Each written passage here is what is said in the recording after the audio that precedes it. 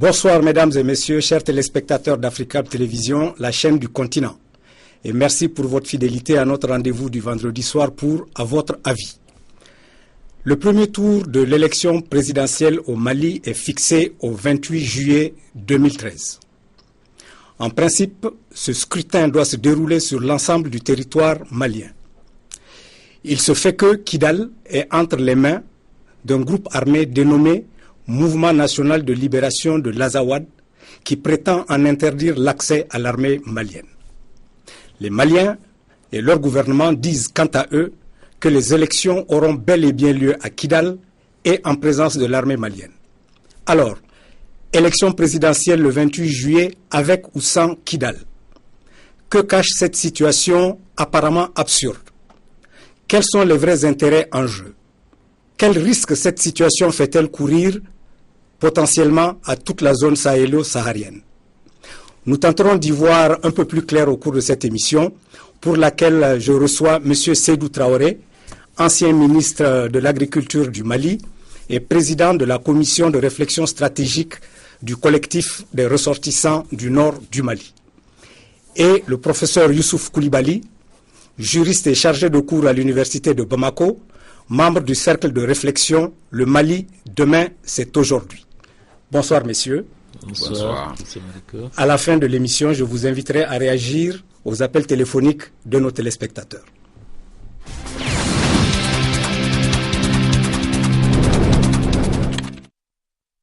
Je vous invite, messieurs, avant d'entrer dans le vif du sujet, à suivre un bref rappel de quelques dates et faits. Le 17 janvier 2012, et à la suite de la désagrégation du régime de Kadhafi, le Mali est agressé par le MNLA et ses alliés, regroupés dans une coalition de terroristes, de criminels transfrontaliers, de narcotrafiquants islamo-djihadistes et autres aventuriers apatrides. Le 10 janvier 2013, les assaillants se déploient jusqu'à Konna, contraignant le président Dioncounda Traoré à solliciter l'intervention militaire de la France, ex-puissance colonisatrice, pour arrêter l'avancée des envahisseurs. Le gouvernement français déclenche l'opération Serval le 11 janvier 2013.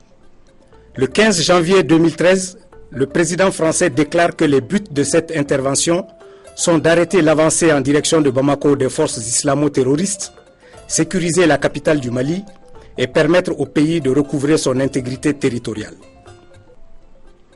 Le 2 février 2013, François Hollande est accueilli en héros libérateur par les populations maliennes. Les gouvernements africains impuissants et soulagés félicitent le Messie.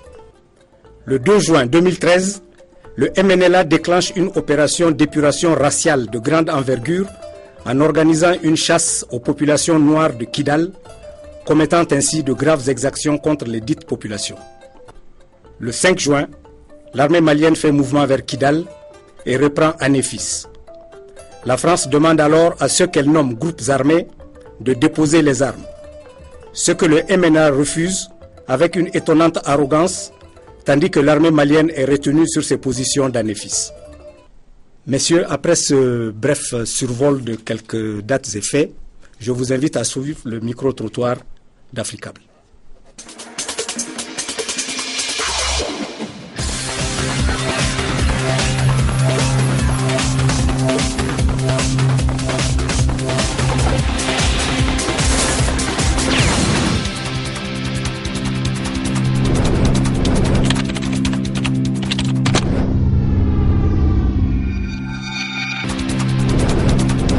Il n'y a pas de constitution qui prévoit qu'il faudrait organiser des élections, surtout présidentielles, sur une partie du territoire et laisser l'autre partie. Et en plus de cela, c'est un droit qui est fondamental aux citoyens. Donc je pense qu'il est tout à fait raisonnable, n'est-ce pas, d'organiser l'élection sur tous les territoires maliens. À mon avis, il est souhaitable que le peuple malien se parle. Le président qui sera élu doit être le président de tous les Maliens. S'il y a une région qui n'a pas participé ou bien qui ne participera pas à cette élection, cela veut dire que la légitimité du nouveau président se posera. Alors pour éviter tous ces problèmes, il est souhaitable, moi je vois qu'il y a deux possibilités. Si les conditions ne sont pas réunies, à quoi bon d'être pressé pour aller à une élection qui sera peut-être demain contestée? Mais ce n'est pas le moment. On ne peut pas faire des élections sans Kidal. Kidal, c'est à l'intérieur du Mali. Comment se fait-il qu'aujourd'hui, on demande aux Maliens d'organiser des élections alors qu'il n'y a même pas la paix et une partie de ce territoire est dans les mains des individus qui sont soutenus par qui on sait? Je vais être direct. Ce que je pense, il ne faut pas organiser des élections. Le Mali n'est pas encore totalement libéré. Kidal, c'est le MNLA qui est là-bas, n'est-ce pas? Alors, il faut toute une indépendance. Il y a combien de réfugiés maliens qui sont au Burkina ici?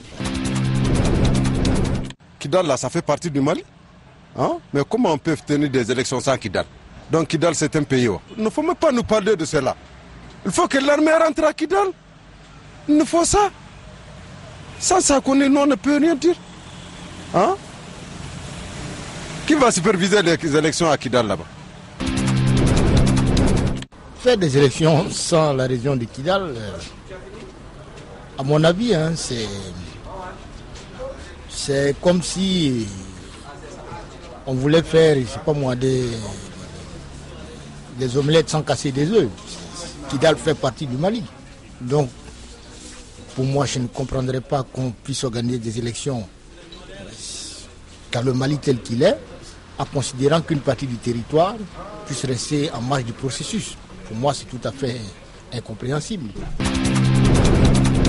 C'est impossible de faire l'élection sans Kidal. Si on a fait ça seulement, c'est comme l'autorité malienne a refusé Kidal. Je pars de cet avis, je ne pense pas qu'il soit possible d'organiser une élection présidentielle ou même des élections en général au Mali sans cette région d'où est parti tous les problèmes que le Mali vit actuellement. Il faut déjà remercier M. François Hollande pour avoir libéré une partie du territoire malien. Il faut également lui dire que ce n'est pas la France qui va imposer, n'est-ce pas, des élections au Mali. Laissez les Maliens décider d'eux-mêmes de leur propre devenir. Pour ces élections précisément, je pense qu'il faut laisser du temps, il faut libérer tout le Mali pour pouvoir organiser ces élections. Donc la décision a été prise à la base, décision, comment dirais-je, imposée par les Français. C'est très simple. Sans Kidal, moi je ne vote pas.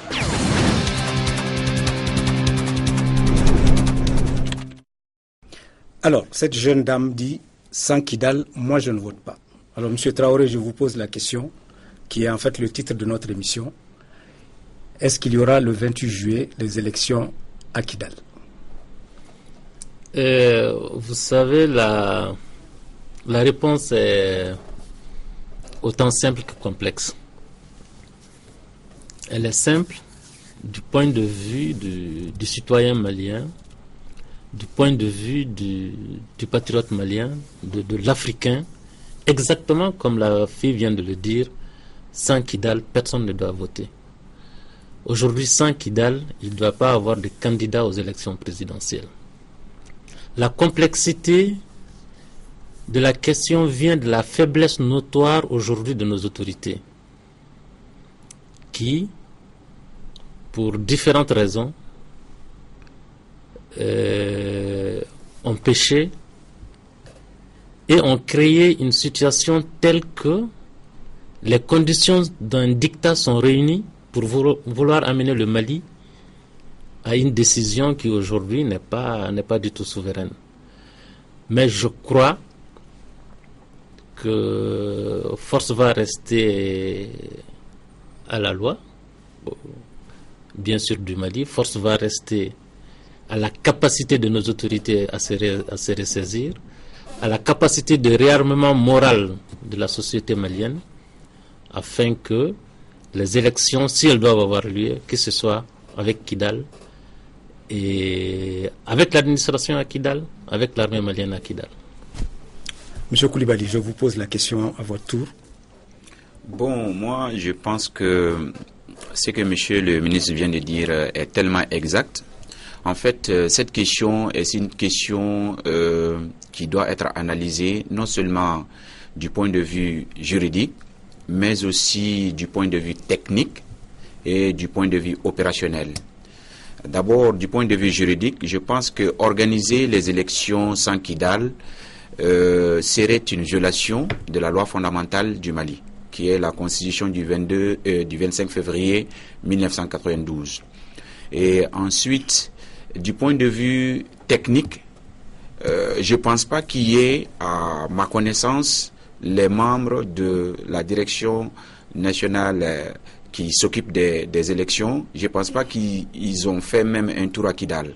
Donc, pour parler d'organisation des élections à Kidal et au Mali, à Kidal, je pense qu'il faut tenir compte de tous ces paramètres.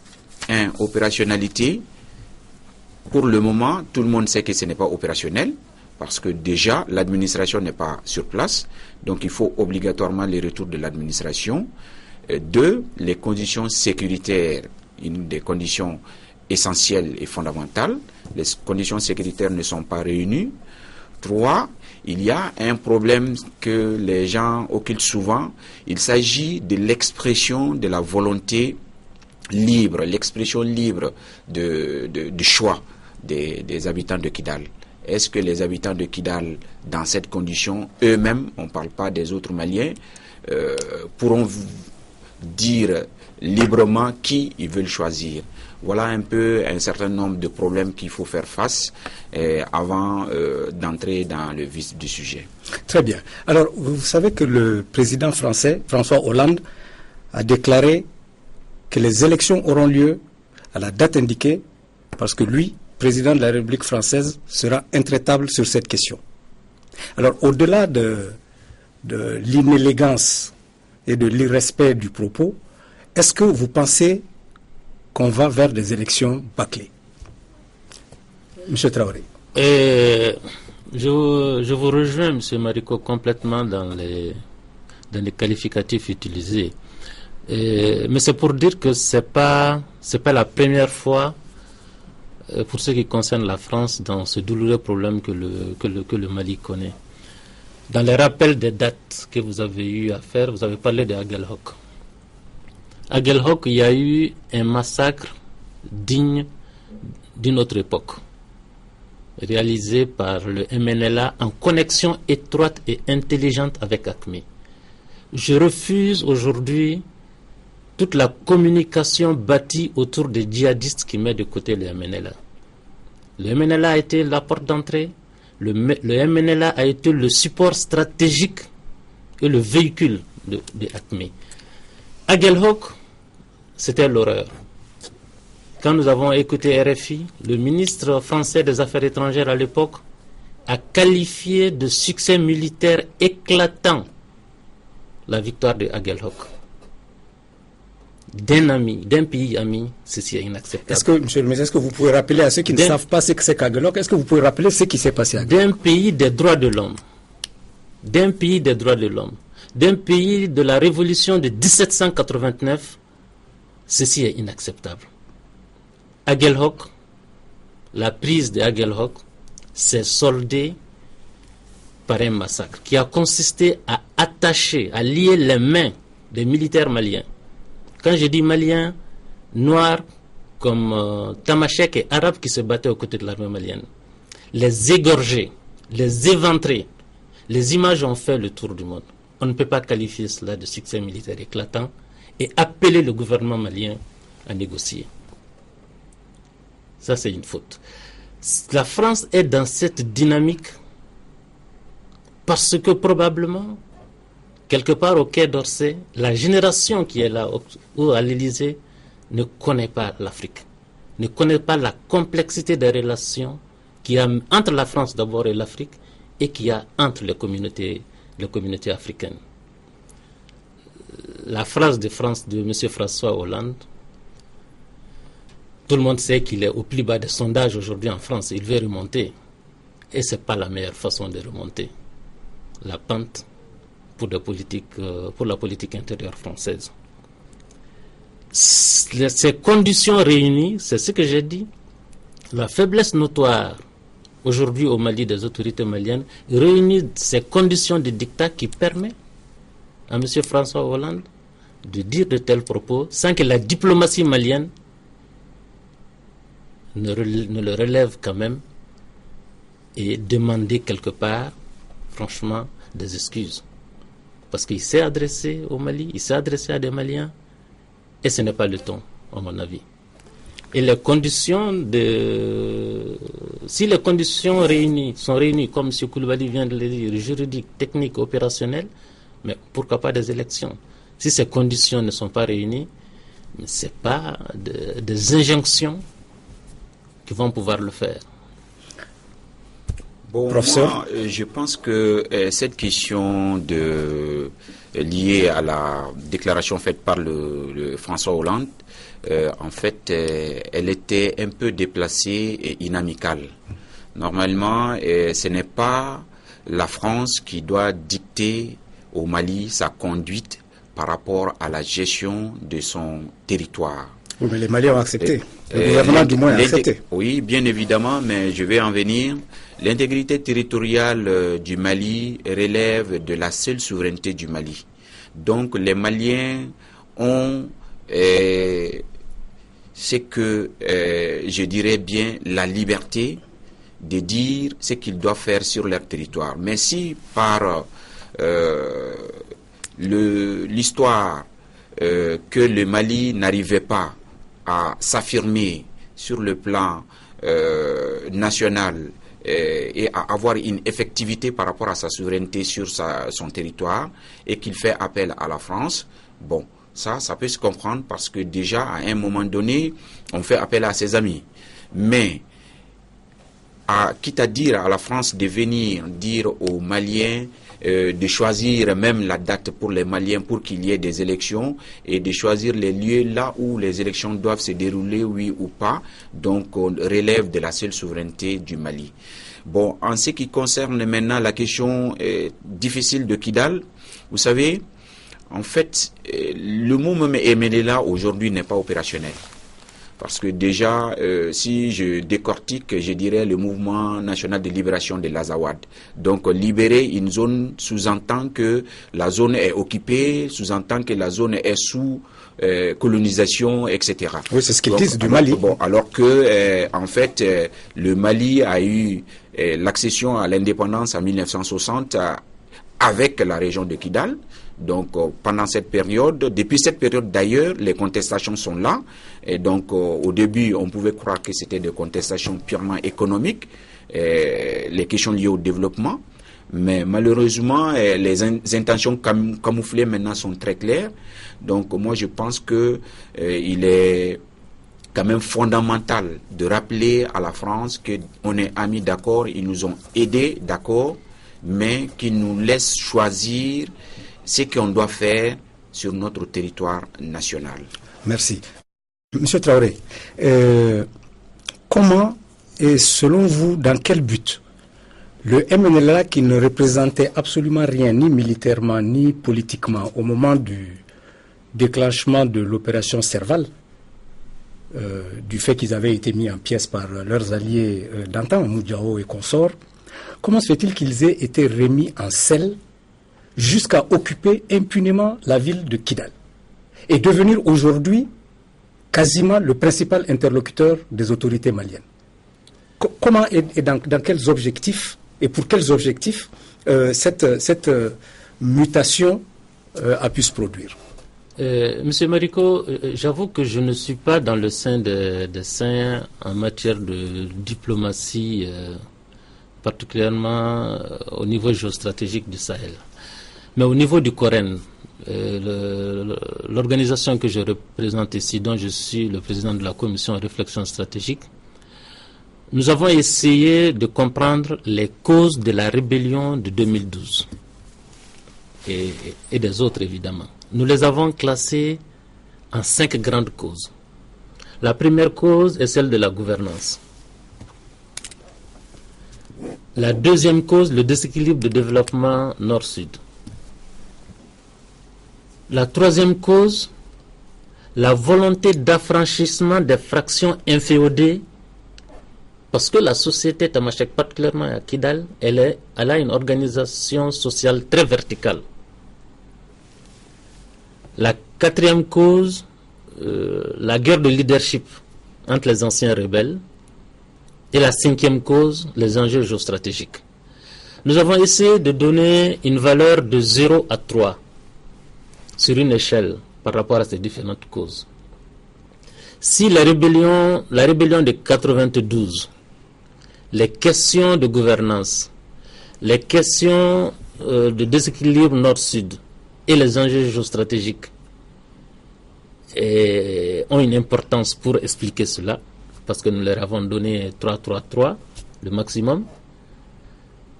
Mais en 2012, on ne peut pas évoquer un problème de gouvernance à Kidal pour expliquer la rébellion. On ne peut pas dire un problème de déséquilibre nord-sud. Parce que de 92 à 2012, 1400 milliards ont été mobilisés ou potentiellement mobilisés pour la région du Nord. Il ne reste en fait que 2 raisons majeures. La problématique de l'affranchissement des fractions inféodées, la grande famille Aguintala, la Ménokal, et deuxièmement les enjeux géostratégiques. Le Mali a connu le coup d'État le 22 mars. Le 27 mars, tout le Nord était occupé. Le 2 avril, les experts de l'OCDE se sont réunis pour voir comment exploiter les richesses du nord du Mali dans le cadre de l'Azawad, avec des projets de pipeline qui vont siphonner le pétrole du Mali via l'Algérie pour l'Europe. Élément d'enjeu géostratégique, la France est la première puissance nucléaire civile au monde. C'est le fleuron de l'industrie française aujourd'hui. Il n'y a pas d'uranium ni à Montpellier, à Paris ou à Marseille. L'uranium, c'est dans le Sahel. Le fait qu'aujourd'hui, le MNLA soit mis en selle, de notre avis, jusqu'à ce qu'on ait des preuves concrètes pour le démontrer, ce n'est que la volonté géostratégique de la France de se maintenir à ce niveau-là. Je ne dis pas que cela ne doit pas se faire, je ne dis pas que cela n'est pas normal pour une puissance comme la France, mais dans le monde globalisé aujourd'hui, dans un pays démocratique comme le Mali l'était, cela peut se mettre sur la table et être discuté plutôt que passer par des hommes de main qui ont amené la désolation et le désastre dans le pays. Il reste très rapidement l'autre enjeu qui est la problématique de l'inféodation des autres fractions. Aujourd'hui, quelle est la dynamique sociale qui est en train d'être constatée? Il y a le MNLA d'un côté, il y a la famille Aguintala qui est en train de se restructurer autour du Haut Conseil de la Savate, parce qu'ils ne vont pas lâcher. Historiquement, ils sont les maîtres. Et si les choses doivent changer dans un contexte démocratique, je crois que cela doit se faire par petites touches et non pas par les armes, ni contre le pays, le Mali, ni contre la famille Aguintala. Les résultats des élections, passées, si on rentre là-dedans, on verra bien la mainmise de cette famille-là sur Kidal. Oui, alors là, vous parlez de raisons géostratégiques. Moi, ça me rappelle qu'en 1957, je crois, la France a créé par une loi ce qu'on a appelé l'Organisation commune des régions sahariennes, l'OCRS, qui devait regrouper le sud de l'Algérie, essentiellement les grands départements de Saoura et Oasis, le nord des régions nigériennes de Tawa et Agadez, le Borkou, l'Enedi et le Tibesti, qui sont le nord du Tchad, et ce qu'on appelle aujourd'hui le nord du Mali. Or, il est évident, tous les spécialistes l'ont dit, potentiellement, il s'agit d'une zone qui recèle des richesses en eau et en minerais les plus importantes de toute autre partie de l'Afrique. Donc, est-ce qu'il est possible d'imaginer une filiation politique entre l'OCRS de 1957 et la situation que nous vivons aujourd'hui à Kidal? Professeur. Bon, moi je pense que l'analyse est exacte, mais en fait, ça serait très difficile dans le contexte actuel.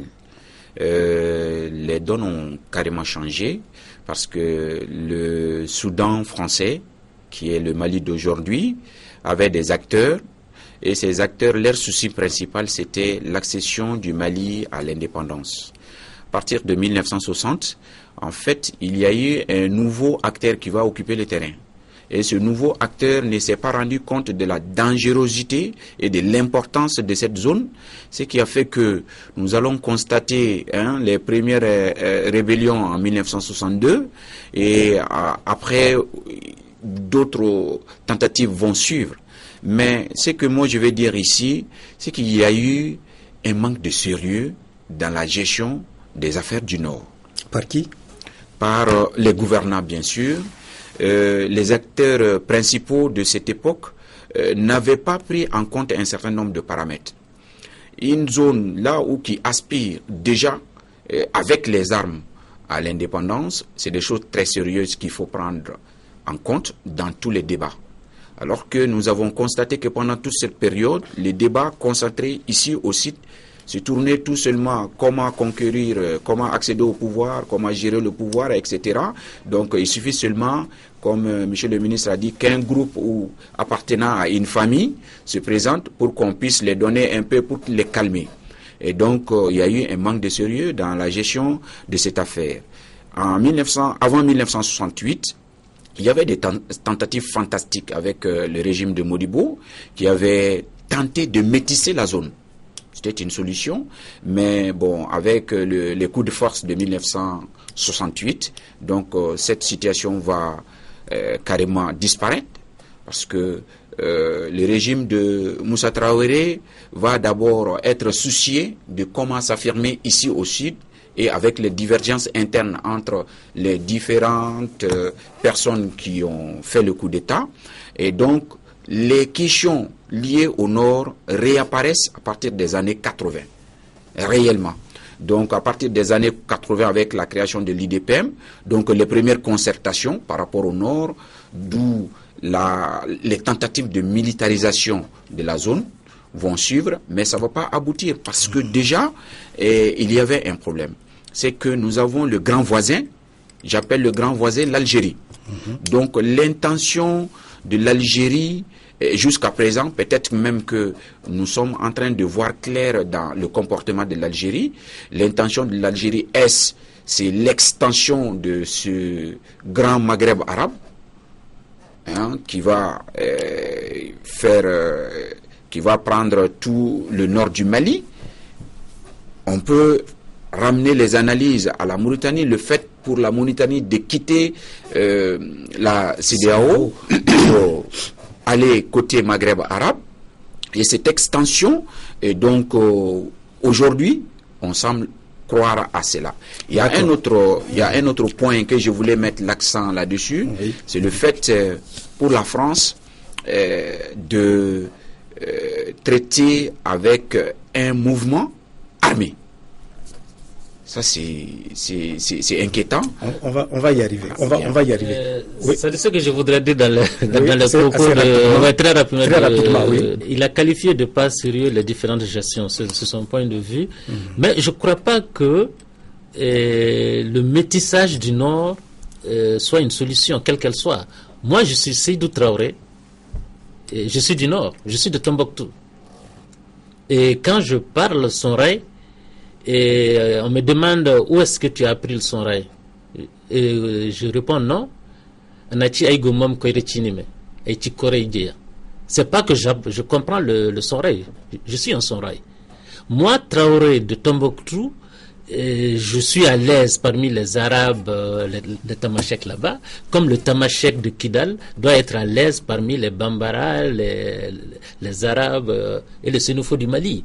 Et je crois que c'est des visions de ce genre-là sur lesquelles surfe le MNLA pour poser le problème racial, alors que ce n'est pas vrai. Aucune politique, aucun gouvernement au Mali n'a voulu métisser métisser le Nord. Très bien. Le Mali est une nation en construction et bon, qui se fera. D'accord, on va avancer parce qu'il ne nous reste plus beaucoup de temps. Est-ce que vous pensez que les pourparlers qui démarrent aujourd'hui à Ouaga, s'ils échouaient, est-ce que vous pensez que la classe politique et la société civile malienne accepteraient néanmoins d'aller aux élections? Rapidement. Bon, c'est-à-dire les pourparlers sont très mal engagés, dans la forme et dans le fond. M. Tchéblé, avec tout le respect que je lui dois, n'a comme passeport qu'il a été un déporté de Moussa Traoré au Nord. Il ne connaît rien des problèmes du Nord, M. Tchéblé Dramé. Franchement, aujourd'hui, il y a des personnes plus qualifiées pour parler du Nord.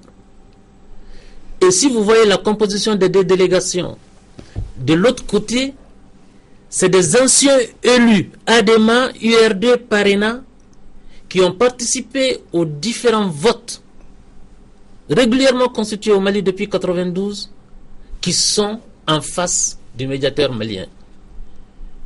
Alors que au Mali aujourd'hui, nous avons des élus arabes tamashek, Songoï, qui sont restés maliens, des tamashek qui sont restés maliens, qui sont des élus qui ne sont pas en face des autres pour discuter.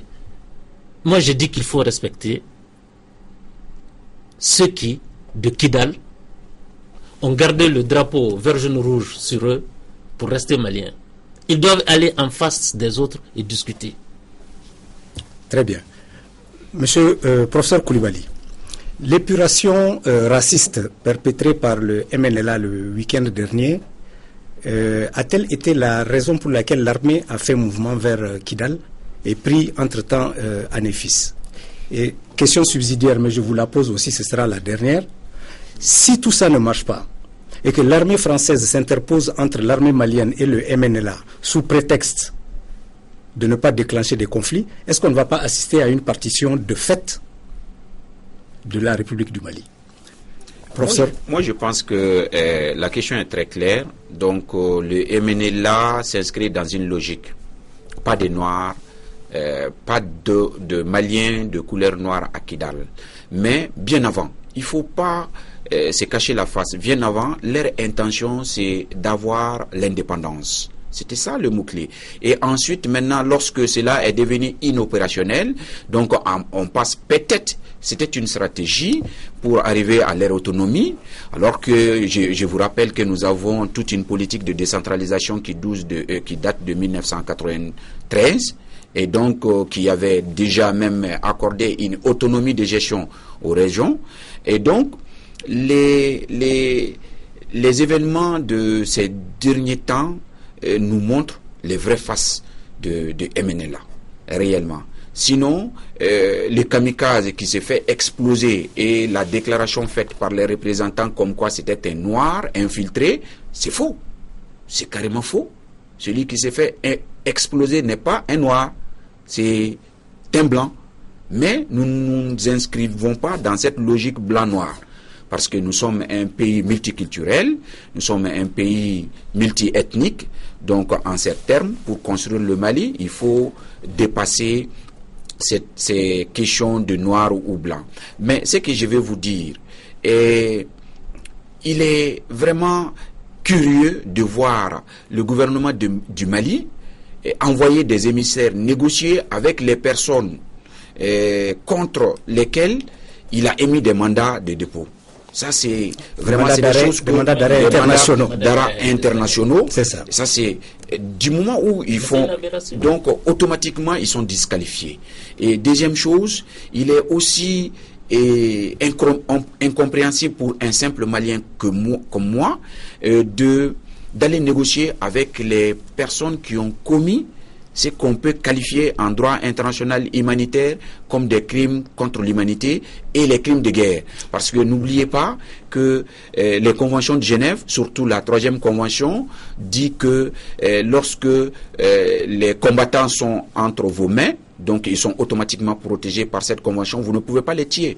Alors que le ministre a dit au début de ses propos que les soldats ont été ligotés, égorgés en même temps. Donc il est inopérationnel et incompréhensible pour moi de voir notre gouvernement ou les émissaires qui doivent parler du nom du Mali aller négocier avec des criminels. Très bien. Monsieur le ministre, est-ce qu'il y a un risque de partition du Mali dans la logique actuelle de l'avancée de l'armée malienne qui risque de se retrouver en face du MNLA, mais en présence de l'armée française, qui va s'interposer?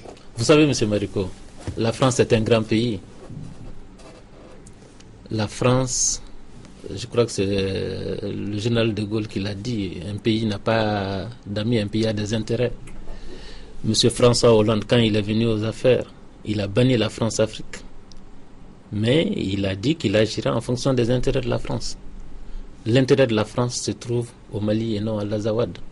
L'intérêt de la France se trouve à côté du gouvernement malien, à côté de l'armée malienne et pas à côté d'un groupuscule terroriste. Je suis sûr que jour et nuit, au Quai d'Orsay, comme à l'état-major de la France, des réflexions sont en cours pour que le Mali soit un et indivisible et pour que les élections se tiennent à Kidal, peut-être pas aux dates prévues, avec l'administration malienne et avec l'armée malienne. C'est ça les intérêts de la France, et la France sauvegardera ses intérêts, mais pas un homme ou un groupe d'hommes. Maintenant, il appartient à la classe politique malienne, et, comme certains qui l'ont déjà dit, de se mobiliser et de faire savoir que sans Kidal, il n'y aura pas d'élection.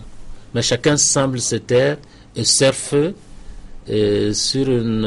avec des vagues hésitations pour ne pas compromettre son avenir. Ce qui va compromettre réellement l'avenir des candidats, c'est s'ils se taisent sur cette question-là. Très bien. Messieurs, nous sommes arrivés à la fin de la première partie de notre émission. Nous allons donc suivre les appels téléphoniques.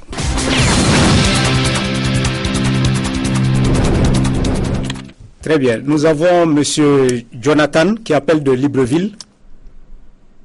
L'organisation d'une élection présidentielle, c'est l'implication de tout le peuple d'un territoire ou d'un pays donné.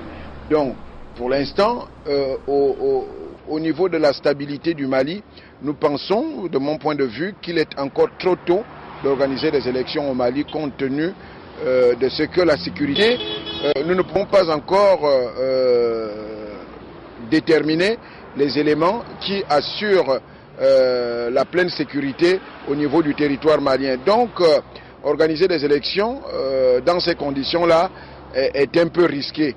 Et les enjeux géopolitiques de l'organisation d'une élection présidentielle, c'est non seulement s'assurer de la stabilité d'un pays, mais en plus impliquer tous les électeurs pour le choix du futur président de la République. S'il y a une partie du Mali, c'est-à-dire la partie sud, qui se sent en sécurité et qui est appelée aux urnes, j'ai l'impression qu'on va repartir sur les mêmes doléances de la part des populations du nord du Mali qui ne se sentent pas impliquées dans la vie socio-politique du pays. Et à partir de là, les résultats des élections pourraient être repoussés en termes de légitimité, c'est-à-dire le futur président élu aura la légitimité des peuples du Sud, alors que les peuples du Nord ne pourront pas se reconnaître dans une telle élection.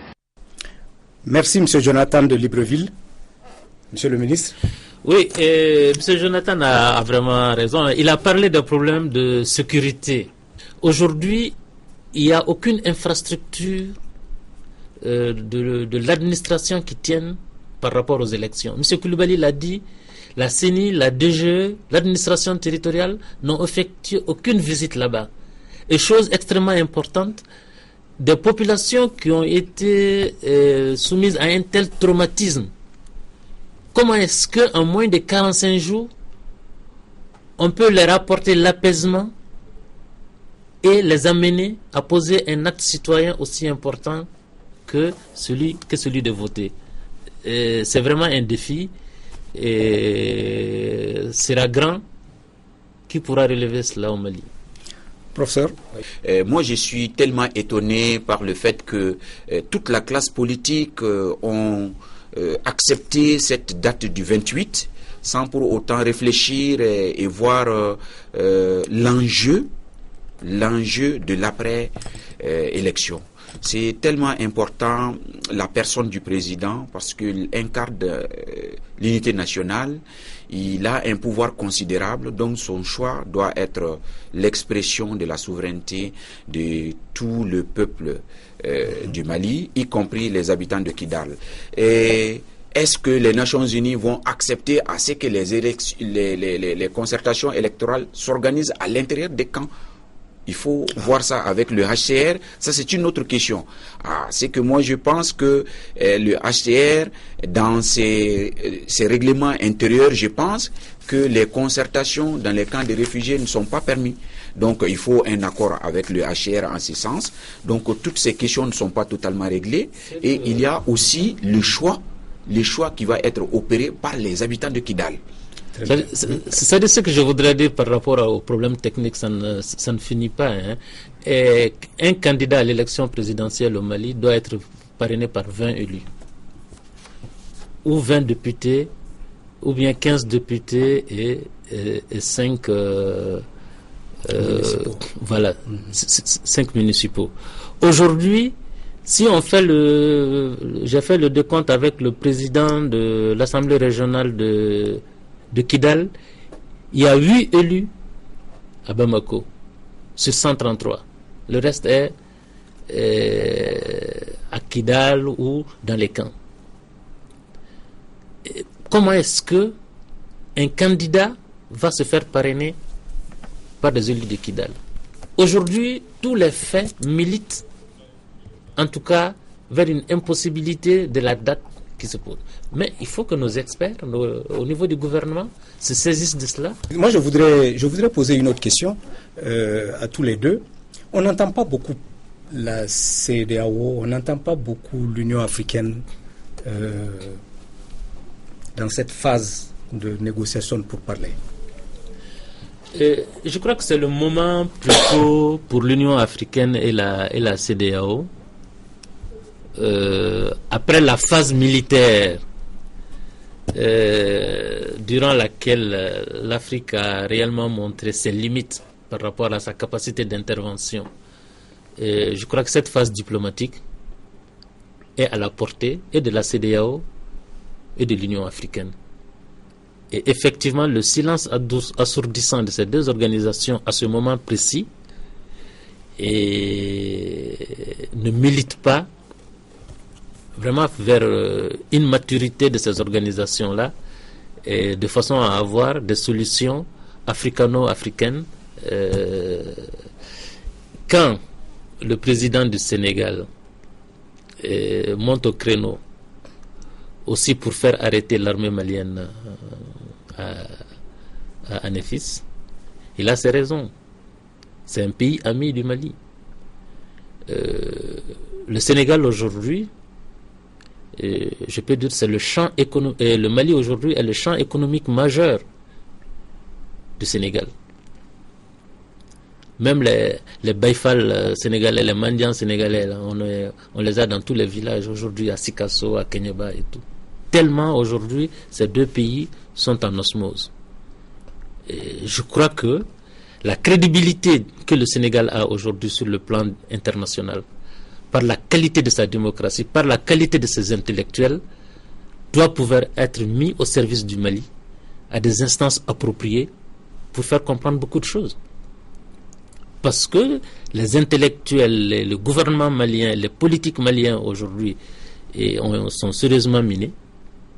Mais l'ami sénégalais qui est là aujourd'hui doit, à mon avis, être beaucoup plus pratique et pragmatique dans le sens de redonner au Mali, je crois, l'éclat de sa dignité.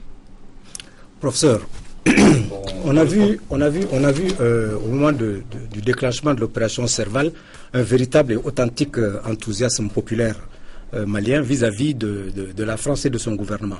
Mais on sent de plus en plus que c'est un enthousiasme qui s'estompe. Alors, est-ce qu'il n'y a pas le risque d'un gâchis de ces excellentes relations qui commençaient à naître, et y compris dans l'esprit du peuple, en raison de cette situation de Kidal? Bien. Bon, moi je pense que en fait, le moment où la France a intervenu, donc le peuple africain, pas seulement malien, avait apprécié à sa juste valeur l'intervention française au Mali, parce que déjà la France a montré là que en fait elle pouvait jouer un rôle, mais les craintes, c'était tout simplement de savoir si tout simplement cette intervention allait se limiter au blocage des forces occultes à la porte des régions du Sud. Mais aujourd'hui, on constate... Je vais vous donner la parole tout de suite après. On me signale que nous avons M. Camara. Oui. M. Camara, vous téléphonez du Mali? Oui, du Mali, oui. Vous êtes sur Africa Télévision. Vous avez la parole. Ok, merci. Ok, après, bonsoir. Bonsoir, allez-y.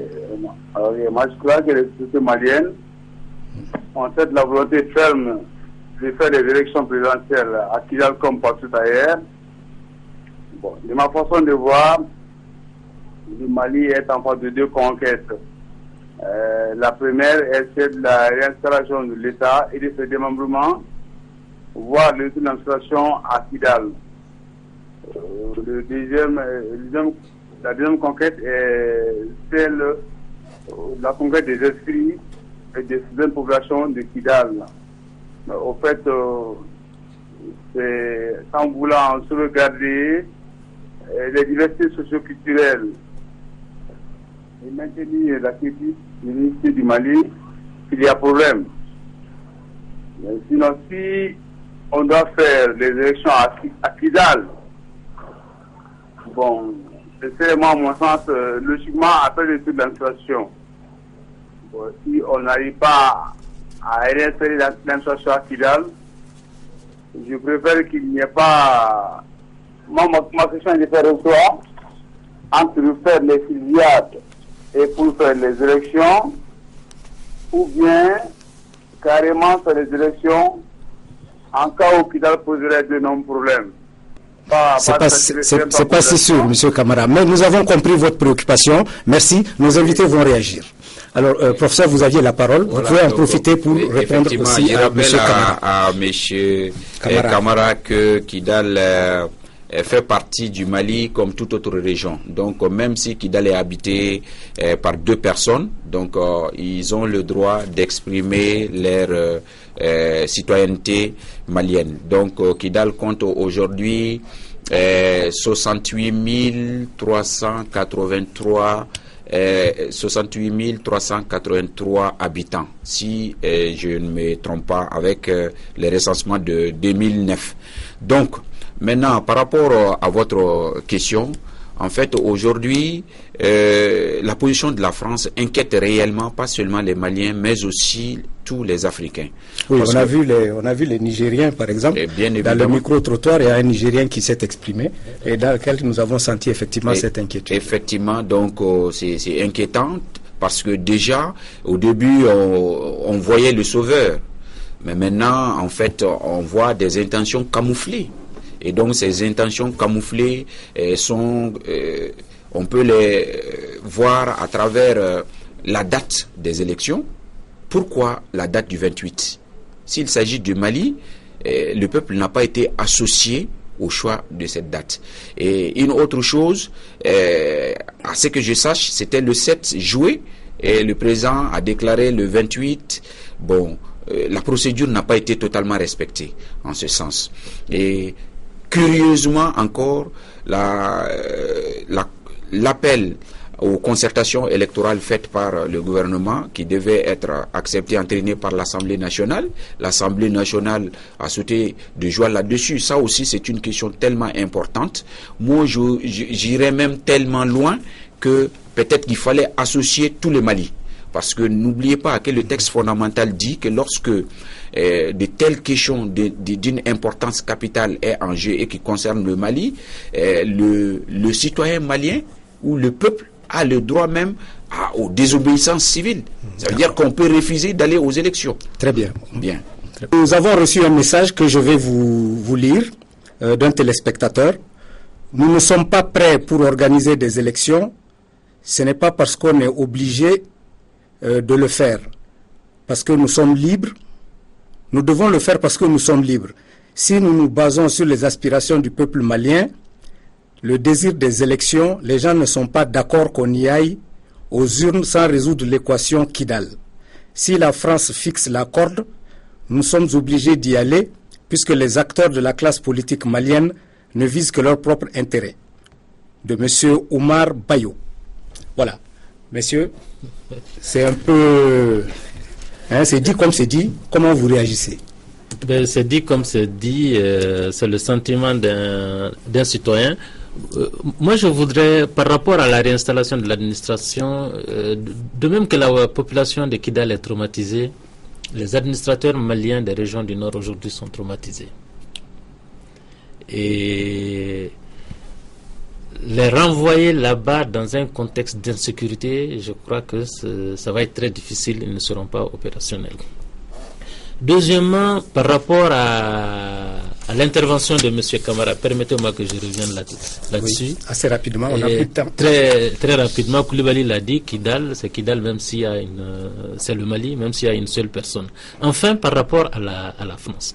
Moi, je crois qu'aujourd'hui, il faut que, peut-être au niveau du gouvernement malien et du Malien, qu'on change un peu d'esprit, qu'on arrête d'être les gros bambara, comme nous disent nos amis sénégalais, c'est-à-dire rassurer aussi la France par rapport à ses intérêts, ramener un certain nombre de questions sur la table, notamment les enjeux géostratégiques, discuter avec la France, et c'est sûr que la France ne travaillera que par rapport à ses intérêts. Et je ne crois pas, honnêtement aujourd'hui, que les politiciens maliens vont se hasarder à aller aux élections présidentielles sans que Kidal ne soit libéré. Alors, que pensez-vous qu'il sortira des négociations qui ont commencé cet après-midi à Ouaga? Professeur?